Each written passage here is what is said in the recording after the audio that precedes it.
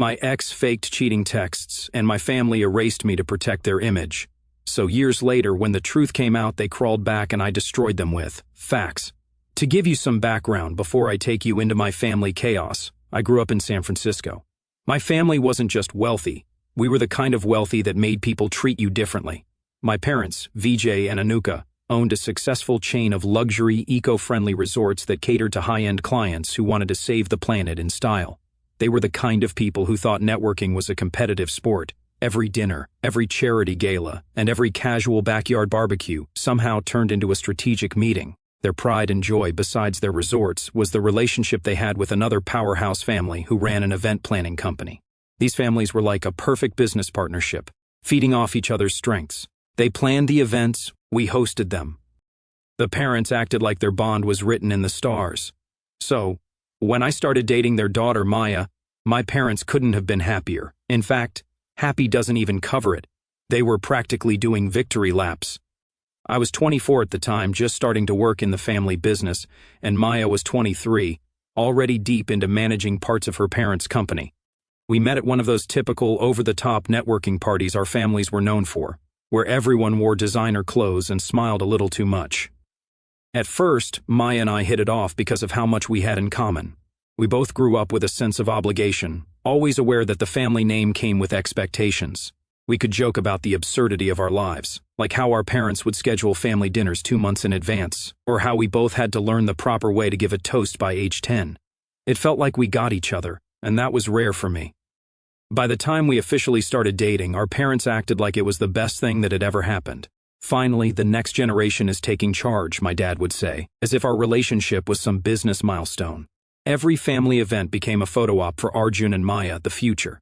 At first, I didn't mind it. I was young, and the attention felt good in a way. But it wasn't long before the cracks started showing. Not in public, of course, but behind closed doors. Maya loved being in the spotlight. She was charming, polished, and could command a room like it was her stage. She loved being known as half of the golden couple. For her, our relationship wasn't just about us. It was about the image, the brand, and how we looked to the world. If I ever wanted a quiet night in, she'd guilt-trip me, saying, "We're supposed to be building something bigger here. People are watching us." My parents didn't help. They adored her. My mom called her the perfect daughter-in-law, which always made things awkward, considering she wasn't even my fiancé. My dad, who was usually tough to impress, would go out of his way to praise her. It wasn't just her charm, it was what she represented to them. Maya was a bridge between our family and hers, cementing a partnership that could last generations. And that was the problem. Everyone saw our relationship as more than a relationship. It was a business strategy. My parents used to drop subtle comments about our future. "You two are unstoppable," my mom said one night after a dinner party, as if she was congratulating us on a merger. "You'll take both families to new heights." I wanted to scream, "What if I don't want this? What if Maya isn't the person for me?" But I didn't. I kept my mouth shut because I knew how much this meant to them.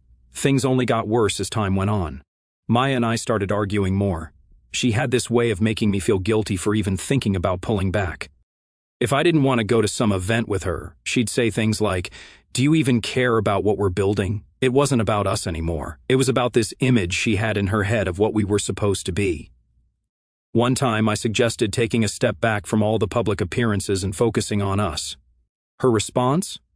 "We can't just disappear, Arjun. People expect to see us together.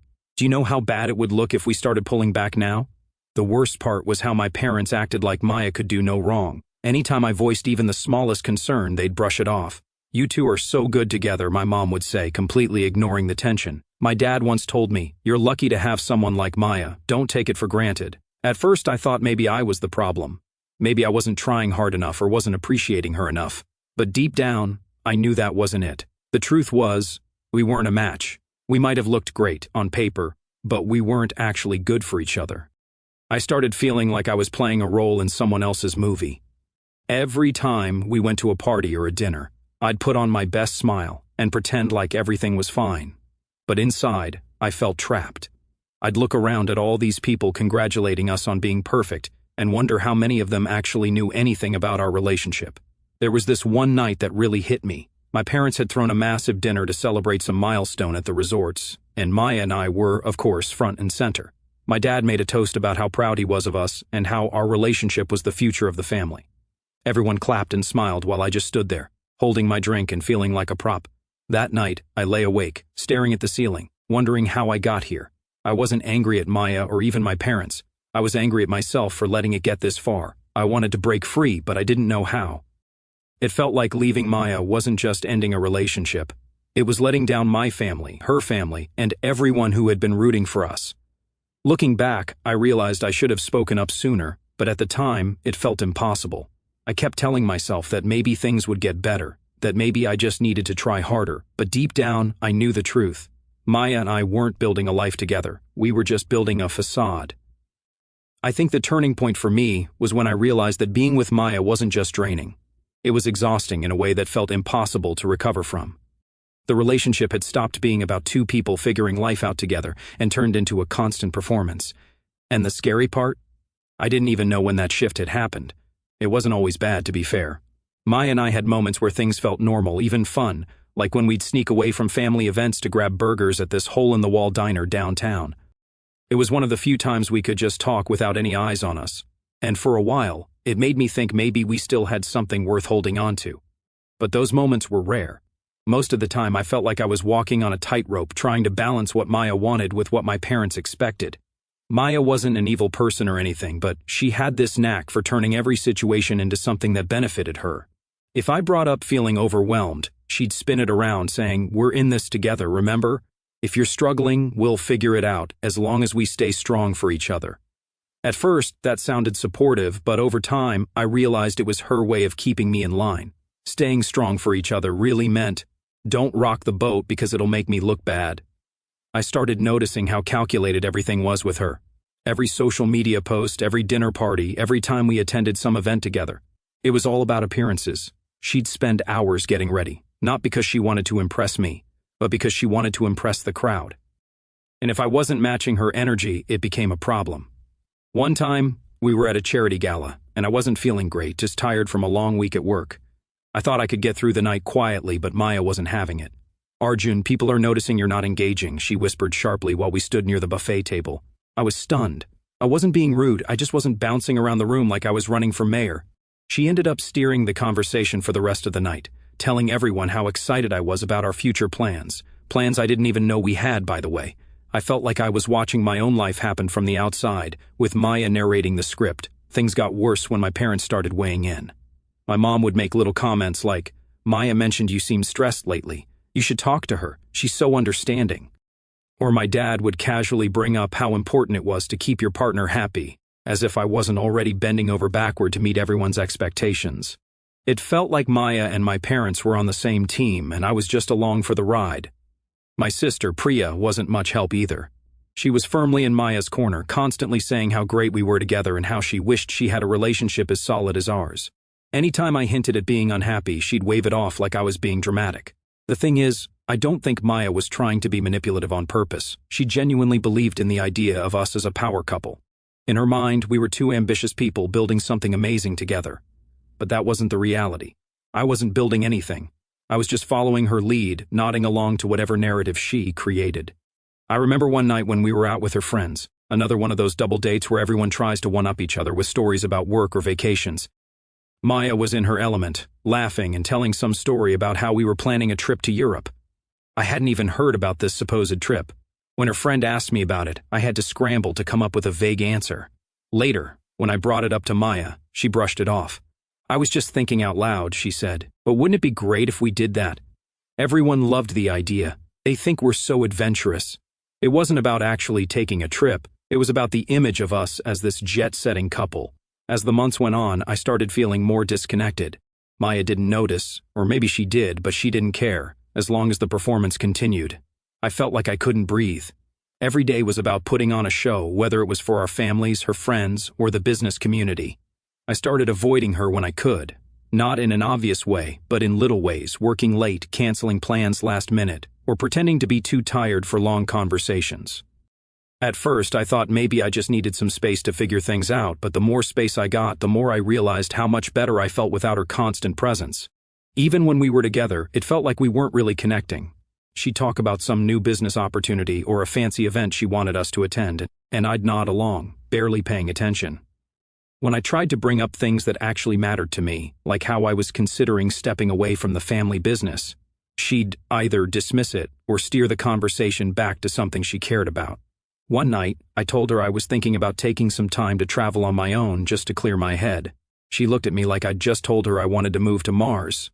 "Why would you do that?" she asked, genuinely confused. "We're building a future together. You can't just take off and leave everything behind." That's when it hit me. Maya didn't see me as a person with my own dreams and struggles. To her, I was just a piece of the puzzle, someone who fit into the life she wanted to create, and the scariest part was, I'd let her do it. I don't know exactly when the resentment started, but once it was there, I couldn't ignore it. Every time she talked about our future, I felt like screaming. It wasn't our future, it was hers, and I was just a supporting actor. At that point, if I'd thought things with Maya were strained before, nothing could have prepared me for what came next. I wasn't happy in the relationship, but I kept telling myself it wasn't the right time to break things off. Between family pressure, business connections, and Maya's knack for making me feel guilty about everything, it was easier to put my feelings on the back burner. That changed when Maya dropped a bomb I didn't see coming. It started on a random Tuesday evening. I'd just gotten home from work, tired and annoyed from dealing with a long day of meetings.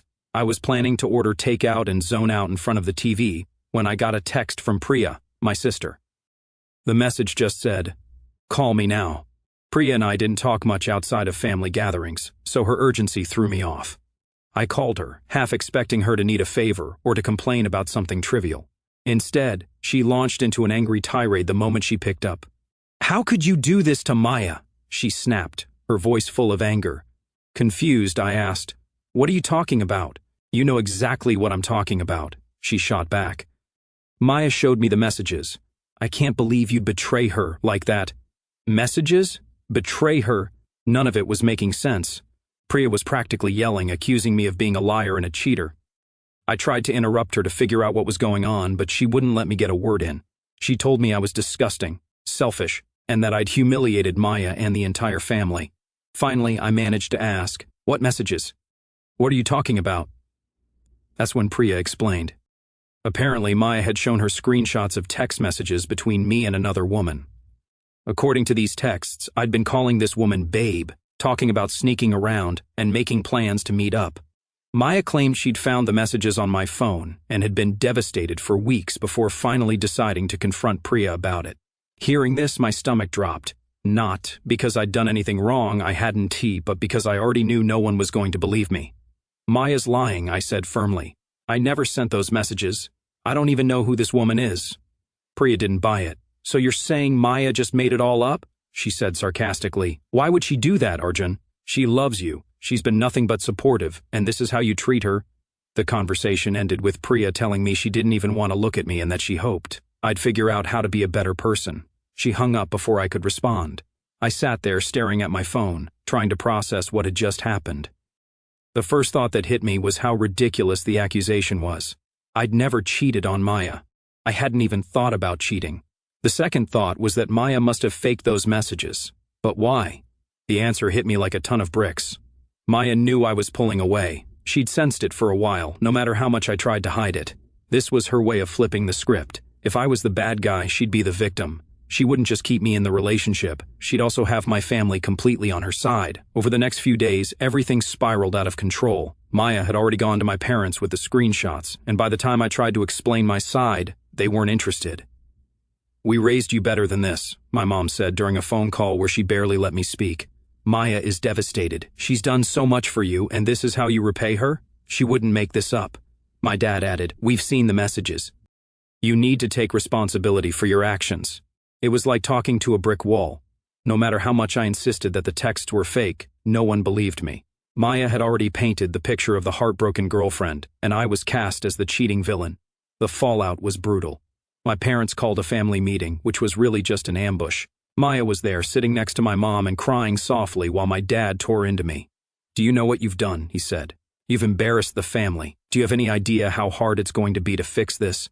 Every time I tried to defend myself, Maya would wipe away a tear and say something like, "I just don't understand why you do this to me." It was like she'd rehearsed the whole thing. My parents ate it up, comforting her while glaring at me like I was the scum of the earth. What hurt the most wasn't even Maya's betrayal. It was my family's reaction.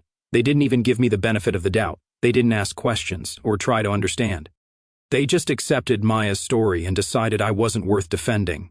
Within a week, I was effectively disowned. My dad told me they couldn't have someone like me tarnishing the family name and jeopardizing their relationship with Maya's family. It's better for everyone if you stay away, he said. You need to figure out your priorities. I didn't know what hurt more, the fact that my parents believed Maya's lies, or the fact that they were willing to cut me off so easily. Things got even worse when word spread to extended family. Suddenly, I was getting judgmental messages from cousins, aunts, and even family friends. People I barely knew were chiming in, calling me a cheater and a disgrace. One of my aunts posted something passive-aggressive on Facebook about how loyalty and honesty are the foundation of a family. It didn't mention me by name, but everyone knew what she was talking about. The only people who stuck by me were a couple of close friends who reminded me that the truth would come out eventually. At the time, though, it didn't feel like it would. The worst part was knowing that Maya was walking around playing the victim while I was left to pick up the pieces. She'd not only ruined our relationship, she'd completely destroyed my standing with my family. The thing is, getting disowned by your family isn't something you prepare for. It's not like there's a manual titled, How to Rebuild Your Life When Everyone Thinks You're Trash. For the first few weeks, I was in a fog. It felt like I'd been hit by a train, and now I was just wandering the wreckage, trying to figure out which way was up. After the fallout with Maya and my family, I packed up my stuff and left San Francisco. I didn't really have a plan, just a vague idea that I needed to be somewhere, anywhere else. I ended up in Austin, Texas, mostly because I'd visited once for a conference and remembered liking the vibe. It wasn't a flashy move, but at least it was far enough away from the constant reminder of what I'd lost. The first few months were rough. I stayed in a cheap apartment on the outskirts of the city, one of those places where the walls are thin, and you can hear your neighbors yelling at each other over reality TV. It wasn't glamorous, but it was mine, and for the first time in a long time I felt like I had some control over my life. The first priority was getting a job. Back in San Francisco, I'd been working in the family business, managing operations for one of our resorts. It wasn't exactly a skill set that screamed, start over in a new city, but I had to make it work. I scoured job boards, sent out countless applications, and went to interviews that felt like they were designed to crush my soul. Eventually, I landed a job in software sales. It wasn't glamorous or exciting, but it paid the bills. The first day on the job, I walked into a beige office filled with cubicles and fluorescent lights and thought, well, this is my life now. At first, I felt like a fish out of water. The work was repetitive and I didn't know anyone in the office. My CO workers were polite but distant, and I spent most of my lunch breaks alone, scrolling through my phone and trying not to think about how drastically my life had changed. But slowly, things started to shift. One of my CO workers, Jake, noticed that I always brought the same sad turkey sandwich for lunch and invited me to join him and a few others at a taco truck down the street. It became a weekly tradition, and over time I found myself loosening up around them. The job itself wasn't my passion, but it gave me something I desperately needed: structure. I threw myself into it, determined to prove to myself that I could make it on my own. I worked long hours, learned everything I could about the industry, and started to build a reputation as someone who could close deals. Outside of work, I was trying to figure out who I was without the weight of my family's expectations. Back in San Francisco, everything I did felt like it had to serve some bigger purpose, either for the family business or for our image. But in Austin, no one cared about my last name or what I used to do. I could just be Arjun, this random guy trying to make a life for himself. I started exploring the city on weekends, checking out live music, food trucks, and hiking trails. I wasn't exactly thriving, but I was surviving, and for a while that was enough. About a year into my new life, something unexpected happened. I'd been working late one evening, trying to finish a big presentation, when one of my CO workers mentioned that a friend of his was looking for someone to help optimize data systems for her small business. It wasn't a field I had a ton of experience in, but I figured, why not? That small gig turned into something much bigger. I realized I had a knack for consulting, helping businesses streamline their operations and improve efficiency. The work was challenging but rewarding, and it felt good to use my skills in a way that didn't involve catering to my family's expectations. Over the next 2 years, I built a consulting side hustle that eventually became my full-time job. I focused on working with small and mid-sized companies, and before I knew it, I was making more money than I ever had working for my family. In the middle of all this, I met Hannah. She was a graphic designer I'd hired for one of my clients, and from the moment we met, there was something different about her. She wasn't flashy or overly polished like Maya. She was warm, creative, and had this dry sense of humor that caught me off guard in the best way. We started out as friends, grabbing coffee after meetings and talking about everything from work to our favorite childhood cartoons. It wasn't long before those coffee dates turned into something more. Being with Hannah felt easy in a way I didn't know was possible.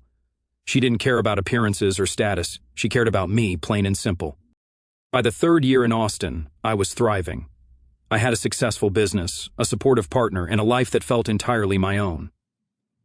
One thing I learned during this time was how to let go of the bitterness. Don't get me wrong, I was still angry about what Maya did and how my family handled it, but holding on to that anger didn't serve me. The more I focused on building my new life, the less I cared about the people who'd let me down. It's funny how much can change when you're forced to start over. If you'd told me 4 years ago that I'd be living in Austin, running my own business, and engaged to someone like Hannah, I wouldn't have believed you. But here I was, proving to myself that I didn't need my family's approval or their money to be successful. Starting over wasn't easy, and there were plenty of nights when I felt like giving up, but the result was worth it. Then, one afternoon, out of nowhere, my phone buzzed with a number I didn't recognize. Normally, I'd ignore calls like that, but something made me pick it up. Arjun? It was Priya, my sister. We hadn't spoken in years, not since she'd accused me of being the world's worst human over those fake cheating texts.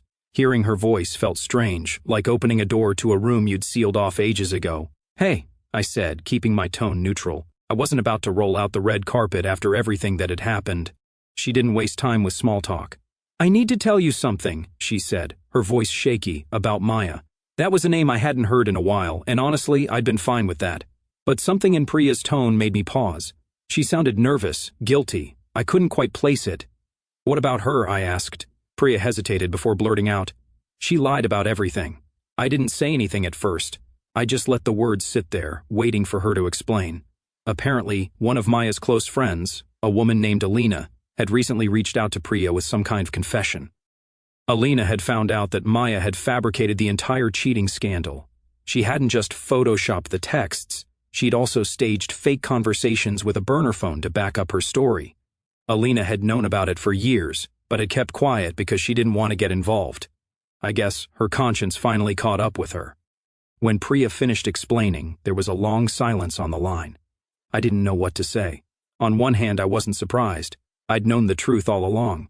But hearing it confirmed like this by someone who totally stood against me was somehow satisfying. Priya's voice cracked as she said, "I'm so sorry, Arjun. I didn't know. I didn't want to believe you, but I should have. I should have given you the benefit of the doubt." I didn't respond right away. "I don't even know what to say," I finally told her. "I know I can't undo what happened," Priya said, her tone desperate, "but I needed to tell you the truth. You deserve to know." I wasn't sure if I deserved anything from her at that point. It was hard to feel grateful when the truth had come years too late. The damage had already been done. Later that evening, I told Hannah about the call. She listened quietly, her face a mix of empathy and frustration. "Do you think they'll actually do anything about it?" she asked. I shook my head. "Probably not. My family's not exactly big on admitting they were wrong, and I was right. Over the next few weeks, I didn't hear a word from my parents. Priya had clearly told them what Maya had done. She hinted as much in a follow-up text. But they didn't reach out to me. Not an apology, not an acknowledgement, nothing. It was like they didn't know how to handle the truth now that it was out. Instead of owning up to their mistakes, they chose to sweep it under the rug, pretending it had never happened. At first, I was furious. How could they not say anything after everything I'd been through? But as time went on, my anger turned into something else: clarity. Their silence spoke volumes. It confirmed what I'd suspected all along. They cared more about appearances and their relationship with Maya's family than they did about me. The truth didn't magically fix anything. It didn't repair the years of damage or erase the betrayal I'd felt. If anything, it just highlighted how deep the cracks in my family really were. But it also gave me a strange sense of closure. I decided not to wait for an apology that was never going to come. Instead, I focused on the life I'd built in Austin. Their betrayal was awful, but it also forced me to grow in ways I never would have otherwise. It pushed me to leave the bubble I'd been living in and figure out who I really was. Would I have chosen that path if I'd had a choice? Probably not. But sometimes, life doesn't give you options. It just shoves you in a direction and forces you to deal with it. I haven't spoken to Maya since everything went down, and honestly, I don't care to. She's just a chapter in my story. One I'm glad to have left behind. My family stayed where I left them, quiet and distant. No apologies, no olive branches, just a whole lot of silence. Then, one day, I got an email from Priya. The subject line read, Aaron's wedding invitation. Aaron is my younger brother. He and I were never super close, but we got along fine growing up. He was always the quiet, agreeable one, which made him my parents' golden child after I got disowned. Reading that subject line, I wasn't sure what to expect. I opened the email, and it was weirdly casual. Priya wrote something like, Hey, hope you're doing well. I know it's been a while, but Aaron is getting married in a couple of months, and we'd love for you to be there. Attached is the invite. Let me know if you can make it. That was it. Just a bland invitation, like I was some distant cousin they hadn't spoken to since a random family reunion. What struck me the most was that Aaron hadn't reached out himself. It was his wedding, after all. If he really wanted me there, why couldn't he take 2 minutes to call or text me? Instead, he sent Priya as his messenger, like it was a chore he couldn't be bothered with. At first, I didn't respond. I wasn't even sure if I wanted to.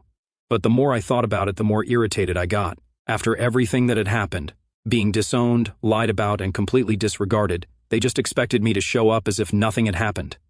A week later, I got a follow-up email from Priya. This one was less casual and more emotional. She said it would mean a lot to the family if I came, that Aaron wanted me there but didn't know how to ask, and that this could be a chance to move forward. That phrase, move forward, really set me off. It's like my family had adopted it as a mantra to avoid accountability. Anytime they didn't want to deal with the past, they'd throw out those words. It wasn't about healing or making amends. It was about saving face. I didn't reply to the second email either. Not long after, my dad called. Seeing his name on my phone screen was surreal. I hadn't heard from him since he told me to stay away because I was embarrassing the family. Against my better judgment, I picked up, curious about what he'd say. Arjun, he said, his tone brisk but not unfriendly. Priya mentioned you haven't responded about Aaron's wedding. I stayed silent for a moment, waiting to see where this was going. We'd really like you to come, he continued. It's important for the family's image to be together, and Aaron wants his brother there on his big day. I couldn't help but laugh. If Aaron wants me there so badly, why hasn't he called me himself? I asked. There was a pause on the other end. You know how he is, my dad said, brushing it off. He's not great with words. That's funny, I said, my tone sharper than I intended, because he seemed to have plenty of words when he cut me off with the rest of you. My dad sighed, like I was the one being difficult. That was a long time ago, Arjun.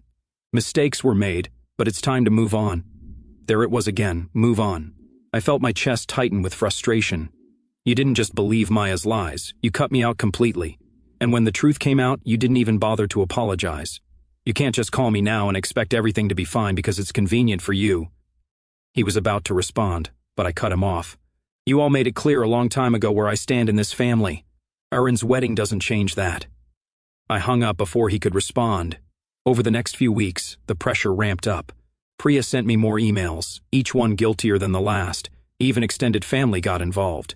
Cousins I hadn't spoken to in years messaged me on social media, telling me I was being selfish and needed to let go of the past. One of my aunts called me, saying I was breaking my mother's heart by refusing to come. Things went quiet for a while, too quiet. At first, I thought they'd finally accepted my decision, but I should have known better. This wasn't about me or my feelings. It was about the family's reputation. They weren't giving up. They were regrouping. About a week later, my mom called. I almost didn't pick up. As soon as I said hello, she launched into a teary, emotional plea. Arjun, I don't understand why you're being so cold-hearted, she said, her voice trembling. This is Aaron's big day. Don't you think he deserves to have his whole family there? Her tone was so dramatic. You'd think I was single-handedly ruining the wedding. I stayed calm and told her the same thing I'd been repeating. This isn't about Aaron. This is about how I was treated, and no one has even tried to make things right. She sniffled loudly, like she was trying to guilt me into feeling bad. Anyone could make such mistakes, she said. Can't we just wipe the slate clean? I've already moved on, I said firmly, but that doesn't mean I'm going to forget how I was treated. She tried to cut in, but I didn't let her. Now, years later, you expect me to show up for the sake of appearances? I'm not doing that. I've built a life for myself, and I'm happy. I'm not going to pretend like everything's fine just because it's convenient for you. There was a long silence on the other end of the line. Then, in a softer voice, she said, You don't understand how hard this has been for me, Arjun. I just want my family to be whole again. That line stung more than I expected. This wasn't about me. It was about her and her need to maintain the family's image. If she really wanted to make things right, she would have reached out years ago, or when the truth about Maya came out, not now, when they needed me to play the part of the good son. I'm sorry this has been hard for you, I said, my voice steady, but it's been hard for me too. And unlike you, I had to go through it alone. She didn't have a response to that, and I ended the call shortly after. A few days later, I got another call, this time from Priya. I almost didn't pick up, but I figured it would be better to rip the bandage off and deal with whatever she had to say. You're really not coming to the wedding? She asked, skipping the pleasantries. No, I'm not, I said bluntly. She sighed heavily, like she was carrying the weight of the world. Do you know how awkward it's going to be if you're not there? People are going to ask questions. They'll notice. And that's supposed to be my problem? I shot back. Maybe if you all had treated me with an ounce of respect, we wouldn't be having this conversation. After that, I blocked Priya's number. I didn't want to deal with any more phone calls or guilt trips. The wedding came and went without me, and honestly, I felt fine about it. Hannah and I spent the day hiking at a nearby trail and then treated ourselves to dinner at our favorite barbecue spot. It was peaceful, and for the first time in weeks, I didn't feel the weight of my family's expectations pressing down on me. Part of me expected the aftermath of the wedding to bring another round of guilt trips, but it didn't. Maybe they'd finally realized I wasn't budging, or maybe they just didn't have the energy to keep pushing. Either way, the silence was a relief. Walking away wasn't easy, but it was necessary, and the more distance I put between myself and my family, the clearer everything became. Hannah has been my rock through all of this. She reminds me that it's okay to set boundaries, even with people who share your DNA. At the end of the day, I've learned that family isn't about blood. It's about the people who show up for you, who have your back no matter what. And for me, that's Hannah, my friends, and the life I've built in Austin. So no, I didn't go to Aaron's wedding. I don't feel bad about it. And I don't regret my decision. My family made their choice a long time ago, and now I've made mine.